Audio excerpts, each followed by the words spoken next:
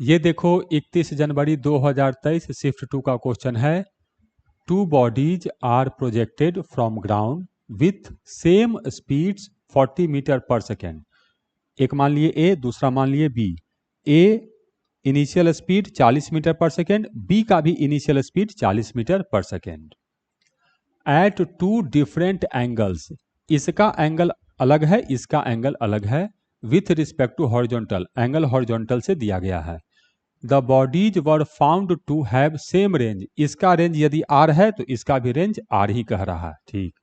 If one of the bodies was projected at an angle of 60 degree with horizontal. अच्छा, इसका angle दिया हुआ है 60 degree with horizontal, then sum of the maximum heights attended by the two projectiles is।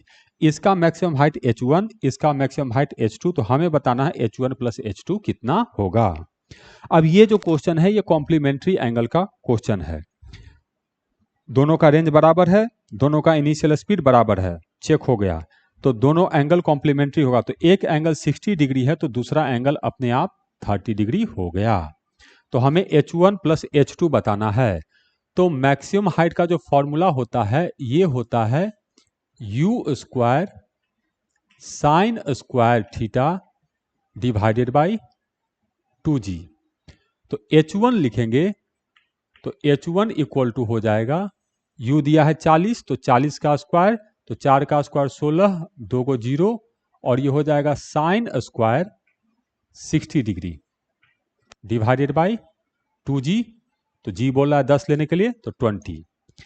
इसी तरह से h2 calculate करेंगे तो h2 equal to u square 40 ही है तो 1600, उसके बाद साइन स्क्वायर एंगल है 30 डिग्री तो 30 डिग्री 2g तो 20। हमसे पूछ रहा है h1 बाई h2 बताओ कितना होगा। तो h1 plus h2 equal to, देखो ये 1600 बटा 20 तो दोनों में कॉमन है तो इसको तो कॉमन ले लिए। साइन 60 डिग्री का वैल्यू होता है √3/2 और मुझे स्क्वायर करना है तो ये हो जाएगा 3/4 प्लस साइन 30 डिग्री का वैल्यू होता है 1/2 तो इसको स्क्वायर करेंगे तो ये हो जाएगा 1/4। तो देखो ये जुट के हो गया 1, तो 0 से 0 चला गया, 160/2 तो ये आया हम लोग को 80 मीटर। तो यहां जो नंबर फिल करेंगे वो होगा 8080।